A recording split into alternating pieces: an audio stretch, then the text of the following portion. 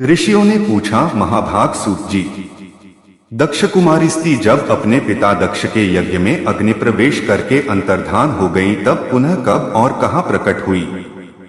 वे पुनः किस प्रकार उन्हें मिली? सूत जी बोले, ब्राह्मणों, दक्ष कुमारी सती देवी जब अपने पिता के यज्ञ में अंतर्धान हो गई तब अपनी शक्ति से बिछुड़े हुए भगवान महेश्वर उत्तम तपस्या में संलग्न हो गए। वे लीलादेह धारण कर भृंगी और नंदी के साथ हिमालय पर्वत पर रहने लगे। इसी समय नमुच के पुत्र तारकासुर ने बड़ी भारी तपस्या करके ब्रह्मा जी को संतुष्ट किया। ब्रह्मा जी उस पर प्रसन्न हुए और उस दुरात्मा को इच्छानुसार वर देने के लिए उद्यत हो बोले, तुम कोई वर मांगो। ब्रह्मा जी की यह बात सुनकर तारकासुर बोला, प्रभो, यदि आप मुझ पर प्रसन्न हैं तो मुझे अजर, अमर और अजेय बना दीजिए। ब्रह्मा जी ने कहा, तू अमर कैसे हो सकता है? जो इस संसार में जन्म ले चुका है उसकी मृत्यु अटल है। तारकासुर बोला, तब मुझे अजेय बना दीजिए। ब्रह्मा जी ने कहा, दैत्यराज, तू अजेय होगा, इसमें संशय नहीं है, परंतु एक बालक को छोड़कर अन्य सबसे ही तेरी अजेयता रहेगी। इस प्रकार वरदान पाकर तारकासुर बड़ा बलवान हो गया। उस समय देवता लोग राजा मुचुकुंद कालकर तारकासुर के साथ युद्ध करते और विजयी होते थे। मुचुकुंद के ही बल से देवताओं ने विजय प्राप्त की। तब उन्होंने सोचा, इन दिनों हमें निरंतर युद्ध में रहना पड़ता है, ऐसे समय में हमारा क्या कर्तव्य है अथवा भवितव्यता ही ऐसी है। ऐसा विचार कर वे ब्रह्मा जी के लोक में गए और उनके सामने खड़े होकर स्तुति करने लगे।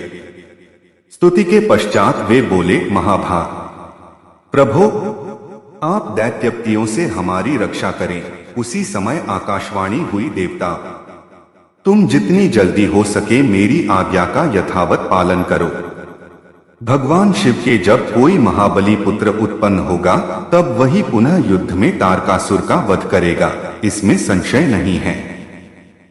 सबकी हृदय गुफा में निवास करने वाले भगवान शंकर जिस किसी उपाय से पत्नी का पाणी ग्रहण करें वह तुम्हें करना चाहिए। इसके लिए महान प्रयत्न करो। मेरा यह वचन अन्यथा न होने पावे। यह आकाशवाणी सुनकर देवताओं को बड़ा आश्चर्य हुआ। वे सब बृहस्पति जी को आगे करके हिमालय पर्वत पर आए और इस प्रकार कहने लगे, महाभाग हिमालय, तुम समस्त पर्वतों के स्वामी हो। यक्ष और गंधर्व तुम्हारा सेवन करते हैं। हम तुमसे कुछ निवेदन करेंगे। हम सब देवताओं की बात तुम्हें माननी चाहिए। लोमश जी कहते हैं, देवताओं के इस प्रकार प्रार्थना करने पर पर्वत श्रेष्ठ हिमवान हंसकर बोले, एक तो मैं अचल हूँ, चल फिर नहीं सकता, दूसरे मेरी पांखें कट गई हैं, आंख उड़ नहीं सकता। ऐसी दशा में मैं आप लोगों के किस काम आ सकता हूँ? देवताओं, यदि तारकासुर के संहार में मेरी सहायता आवश्यक है तो मैं पूछता हूँ, किस उपाय से आप लोग तारकासुर का वध करना चाहते हैं? वह शीघ्र बतलावे, क्योंकि वह कार्य तो मेरा ही है।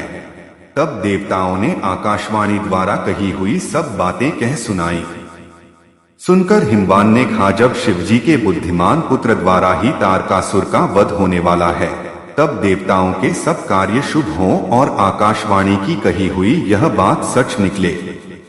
इसके लिए आप लोगों को विशेष यत्न करना चाहिए। देवता बोले, गिरिराज, आप देवताओं का कार्य सिद्ध करने के उद्देश्य से भगवान शंकर के विवाह के लिए स्वयं ही एक कन्या उत्पन्न करें। तब हिमवान ने अपनी पत्नी से कहा, सुमुखी, तुम्हें एक श्रेष्ठ कन्या उत्पन्न करनी चाहिए। यह सुनकर मेना ने हंसते हुए कहा, महामते, मैंने आपकी बात सुन ली, परंतु कन्या स्त्रियों को शोक में डालने वाली होती है। अतः इस विषय में दीर्घकाल तक विचार करके आपको अपनी बुद्धि से जो हितकर प्रतीत हो वह बतावें। अपनी प्रियतमा मेना की यह बात सुनकर परम बुद्धिमान हिमवान ने परोपकार युक्त वचन कहा, देवी, जिस प्रकार से दूसरों के जीवन की रक्षा हो परोपकारी पुरुषों को वही करना चाहिए। इस प्रकार पति की प्रेरणा पाकर सौभाग्यवती रानी मेना ने बड़ी प्रसन्नता के साथ अपने गर्भ में कन्या को धारण किया। कुछ काल के अनंतर मेना के गर्भ से एक कन्या उत्पन्न हुई जो गिरिजा नाम से प्रसिद्ध हुई। सबको सुख देने वाली उस देवी के प्रकट होने पर देवताओं के नगाड़े बज उठे। अप्सराएं नृत्य करने लगी, गंधर्वराज गाने तथा सिद्धचारण स्तुति करने लगे। उस समय देवताओं ने फूलों की बड़ी भारी वर्षा की। संपूर्ण त्रिलोकी में प्रसन्नता छा गई। महास्ती गिरिजा का जब जन्म हुआ उस समय दैत्यों के मन में भय समा गया और देवता, महर्षि, चारण तथा सिद्धगण बड़े आनंद को प्राप्त हुए। सती साध्वी गिरिजा हिमालय के घर में दिनोंदिन बढ़ने लगी। वह कल्याणी कन्या जब 8 वर्ष की हो गई उस समय महादेव जी हिमालय की कंदराम बड़ी भारी तपस्या कर रहे थे। भगवान के वीरभद्र आदि सभी पार्षद उन्हें सब ओर से घेरे रहते थे। एक दिन परम बुद्धिमान हिमवान अपनी कन्या पार्वती को साथ लेकर तपस्या में लगे हुए महादेव जी के पास उनके चरणों का दर्शन करने के लिए गए। हिमवान ने देखा सबके स्वामी भगवान शिव तपस्या में लगे हुए हैं। उनके नेत्र बंद हैं, मस्तक पर जटाजूट शोभा पा रहा है जिसे चंद्रमा की कला विभूषित किए हुए है। वे वेदांत वेद्य परमात्मा शिव एक श्रेष्ठ आसन पर विराजमान हैं। दर्शन करके हिमवान ने भगवान के चरणों में मस्तक झुकाया और मन ही मन बड़ी प्रसन्नता का अनुभव किया। हिमाचल बड़े धैर्यवान एवं उत्कृष्ट प्राणियों के आश्रय हैं। वाणी का रहस्य समझने वाले विद्वानों में उनका स्थान बहुत ऊंचा है। उन्होंने संपूर्ण विश्व का एकमात्र मंगल करने वाले भगवान शिव से इस प्रकार वार्तालाप किया। महादेव, मैं आपके प्रसाद से बड़ा सौभाग्यशाली हूँ। देवेश्वर, आप मुझे इस कन्या के साथ प्रतिदिन अपने दर्शन के लिए आने की आज्ञा दें। यह सुनकर देवाधिदेव महेश्वर ने कहा, पर्वतराज, इस कुमारी कन्या को घर में छोड़कर ही आप प्रतिदिन मेरे दर्शन के लिए आ सकते हैं, अन्यथा मेरा दर्शन नहीं होगा। तब हिमाचल ने मस्तक झुकाकर पुनः महादेव जी से कहा, भगवान, क्या कारण है कि मुझे इस कन्या के साथ यहाँ नहीं आना चाहिए? भगवान शंकर ने हंसते हुए उत्तर दिया, यह कुमारी सुंदर कटिभाग से सुशोभित पतले अंगों वाली तथा मृदु वचन बोलने वाली है। आठ मैं तुम्हें बार बार मना करता हूँ कि इस कन्या को मेरे समीप न ले आना। भगवान शंकर का यह निष्ठुर वचन सुनकर गौरांगी पार्वती तपस्वी शिव से इस प्रकार बोली, शंभो, आप तपः शक्ति से संपन्न हैं और बड़ी भारी तपस्या में लगे हुए हैं। आप जैसे महात्मा के मन में जो यह विचार उत्पन्न हुआ है वह केवल इसलिए कि यह तपस्या निर्विघ्न चलती रहे। परंतु मैं आपसे पूछती हूँ, आप कौन हैं और यह सूक्ष्म प्रकृति क्या है? भगवान, आप इस विषय पर भली भांति विचार करें। महादेव जी बोले, सुंदरी, मैं उत्तम तपस्या के द्वारा ही प्रकृति माया का नाश करता हूँ। प्रकृति से विलग रहकर अपने यथार्थ स्वरूप में स्थित होता हूँ। इसलिए सिद्ध पुरुषों को प्रकृति का संग्रह कदापि नहीं करना चाहिए। श्री पार्वती जी ने कहा, शंकर, आपने जिस उत्तम वाणी के द्वारा जो कुछ भी कहा है, क्या वह प्रकृति नहीं है? फिर आप प्रकृति से अतीत कैसे हैं? मेरी यह बात सुनकर आपको तत्व का यथार्थ निर्णय करना चाहिए। यह संपूर्ण जगत सदा प्रकृति से बंधा हुआ है। प्रभो, हमें वाणी द्वारा विवाद करने से क्या प्रयोजन? शंकर, आप जो सुनते हैं, खाते हैं और देखते हैं वह सब प्रकृति का ही कार्य है। प्रकृति से परे होकर आप इस हिमालय पर्वत पर इस समय तपस्या किस लिए करते हैं? प्रकृति से आप मिले हुए हैं, क्या इस बात को नहीं जानते? यदि आप प्रकृति से परे हैं और आपकी यह बात सत्य है तो आपको अब मुझसे भय नहीं मानना चाहिए। महादेव जी बोले, साधु भाषिणी पार्वती, तुम प्रतिदिन मेरी सेवा करो। अब वे प्रतिदिन पार्वती के साथ उनका दर्शन करने लगे। इस प्रकार भगवान शिव की उपासना करते हुए पुत्री और पिता का कुछ समय व्यतीत हो गया। तब पार्वती जी के लिए देवताओं के मन में बड़ी चिंता हुई। वे सोचने लगे भगवान महेश्वर गिरिजा का पाणिग्रहण कैसे करेंगे। तब उन्होंने कामदेव का आवाहन किया। आवाहन करते ही इंद्र का कार्य सिद्ध करने वाला कामदेव अपनी पत्नी रति और सखा वसंत के साथ आया और देवसभा में देवराज के सम्मुख उपस्थित हो गर्वयुक्त वचन बोलने लगा। शचीपते, शीघ्र आज्ञा दीजिए, आज मैं आपका कौन सा कार्य सिद्ध करूं। मेरा स्मरण मात्र करने से कितने ही तपस्वी अपनी मर्यादा से भ्रष्ट हो चुके हैं। इंद्र, मेरे बल और पराक्रम को आप अच्छी तरह जानते हैं। शक्तिनंदन पराशर को भी मेरे पराक्रम का ज्ञान है।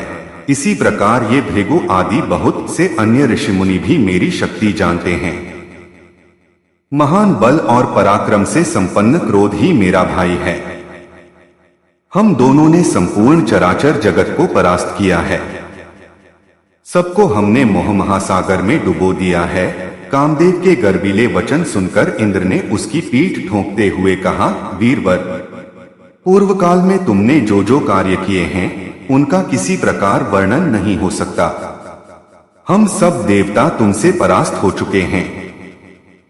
मदन, तुम सदैव हमको जीतने में समर्थ हो। इस समय देवताओं का कार्य सिद्ध करने के लिए तुम भगवान शंकर पर चढ़ाई करो।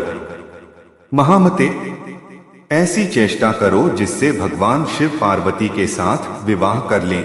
देवताओं के इस प्रकार प्रार्थना करने पर संपूर्ण विश्व का मन मोह लेने वाला मदन अप्सराओं को साथ लेकर बड़ी उतावली के साथ चला। हिमालय पर पहुंचकर योद्धाओं में श्रेष्ठ कामदेव रति और वसंत के साथ सब ओर सुशोभित दिखाई देने लगा। उसके मन में पिनाक पाणी भगवान शंकर पर विजय पाने की अभिलाषा जाग उठी थी।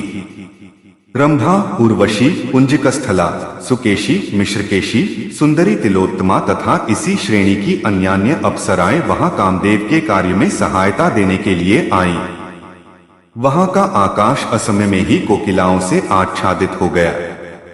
अशोक, चंपा, आम, जूही, कदम, नीम, चिरौंजी, कटहल, अमलतास, चमेली, अंगूर की लताएं तथा अनेक प्रकार के नागकेसर वृक्ष हरे भरे एवं फले फूले दिखाई देने लगे। इसी समय धनुर्धर कामदेव ने देवदारू वृक्ष की छाया में बैठकर अपने धनुष पर 5 बाण चढ़ाए और भगवान शंकर की ओर दृष्टिपात किया। वे उत्तम आसन पर विराजमान हो तपस्या में संलग्न थे। उनके जटाजूट में गंगा जी विराजमान थीं। चंद्रमा की कला उनके मस्तक की शोभा बढ़ा रही थी। उनके श्रीअंगों की कांति कर्पूर के समान गौर थी। तपस्या में तत्पर हो रुद्राक्षमाला और विभूति से भूषित होकर वे बड़ी शोभा पा रहे थे। वसंत स्थित कामदेव ने जब महादेव जी को अपने बाण से बींधने की इच्छा की, उसी समय परम मंगलमयी जगतजननी गिरिजा अपनी सखियों के साथ पूजन करने के लिए भगवान सदाशिव के समीप आईं। वे चंद्रमा की किरणों के समान मनोहर थीं।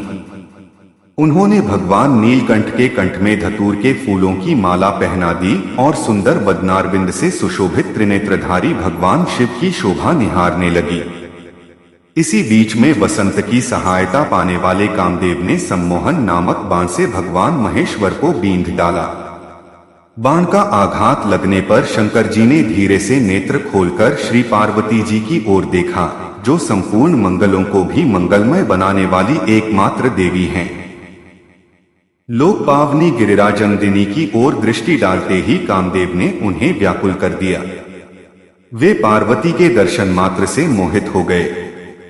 फिर सहसा अपनी स्थिति का ध्यान आते ही भगवान शिव के नेत्र आश्चर्य से खिल उठे। उन्होंने मन ही मन खेद प्रकट करते हुए कहा, मैं स्वतंत्र हूँ, निर्विकार हूँ, तो भी आज इस पार्वती के दर्शन से मोहित क्यों हो गया? कहां से, किससे और किसने मेरा यह अप्रिय कार्य किया है? तदंतर शंकर जी ने सब दिशाओं की ओर दृष्टि दौड़ाई। उसी समय दक्षिण दिशा में कामदेव दिखलाई दिया, जो हाथ में धनुष लेकर भगवान सदाशिव पर प्रहार करने के लिए उद्यत था। उसने चढ़े हुए धनुष को खींचकर मंडलाकार कर रखा था और पुनः बाण संधान करके मदनांतक शिव को बींधना ही चाहता था। तब तक भगवान महेश्वर की रोषपूर्ण दृष्टि उसके ऊपर पड़ी। भगवान ने तीसरा नेत्र खोलकर उसकी ओर देखा। देखते ही मदन आग की उठती हुई लपटों में घिर गया। उसे भस्म होते देख देवताओं में बड़ा हाहाकार मचा। देवताओं को वर दीजिए, हमने ही गिरिराजनंदिनी पार्वती की सहायता के लिए कामदेव को यहाँ भेजा है था, उसका कोई अपराध नहीं था। आपने महातेजस्वी व काम को व्यर्थ ही दग्ध किया है। विश्व के एकमात्र व बंधु भगवान शिव, आपको अपने उत्कृष्ट तेज से इस समय देवताओं का कार्य सिद्ध करना चाहिए। शंभो, आपके द्वारा इस पार्वती के गर्भ से जो पुत्रम उत्पन्न होगा उसी से हमारा सब कार्य सिद्ध होगा। महादेव, तारकासुर ने हम सब देवताओं को बहुत सताया है। उसके भय से हमारी रक्षा करने के लिए इस कामदेव को जीवन दान दें। आप पार्वती जी का पाणी ग्रहण करें। महाभाग, देवताओं का कार्य सिद्ध करने में आप अपनी शक्ति लगावें। गजासुर से आप ही ने हम सब देवताओं का उद्धार किया है। कालकूट विष से भी आप ही ने हमारी रक्षा की है। भगवान, यह कामदेव देवताओं का कार्य सिद्ध करने के लिए आया था। यह हमारे उपकार में संलग्न रहा है। आथा आपको इसकी रक्षा करनी चाहिए। तब भगवान महेश्वर ने देवताओं से रुष्ट होकर कहा, देवगण, तुम सबको कामनारहित होना चाहिए। इंद्रादि देवता जब जब कामदेव को आगे रखकर चले हैं तब तब अपनी मर्यादा से भ्रष्ट हुए हैं, दुख में पड़े हैं और दीनता के भागी हुए हैं। आठ मैंने सबकी शांति के लिए कामदेव को जलाया है। तुम सब देवता, असुर, महर्षि तथा दूसरे प्राणी भी अब निर्भय होकर तपस्या में मन लगाओ। आज संपूर्ण जगत को मैंने काम और क्रोध से शून्य कर दिया है। देवताओं, यह पापी काम दुहक की जड़ है। आज मैं इसे जीवन दान नहीं दूंगा। तुम अवसर की प्रतीक्षा करो। भगवान शिव के ऐसा कहने पर सब महर्षियों ने उनसे कहा, शंभो, आपने जो कुछ कहा है सब हमारे लिए परम कल्याणकारी है।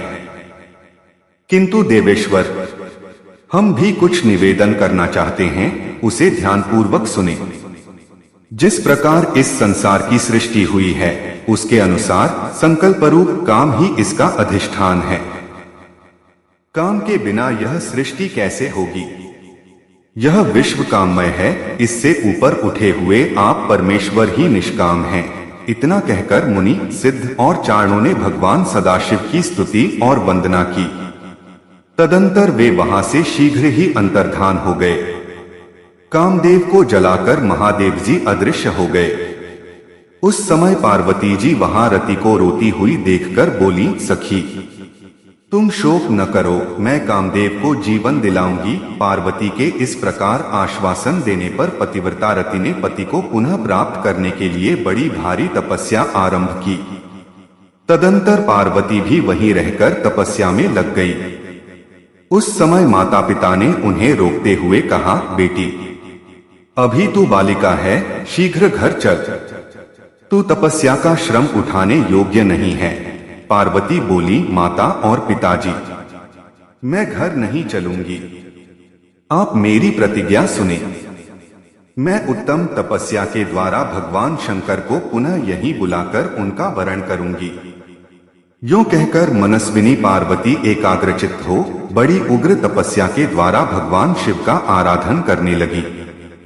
उस समय जया, विजया, माधवी, सुलोचना, सुश्रुता, श्रुता, शुकी, प्रमलोचा, सुभगा, श्यामा, चित्रांगी, वारुणी और सुधाए तथा और भी बहुत सी सखियां गिरिराजनंदिनी की सेवा में रहने लगी।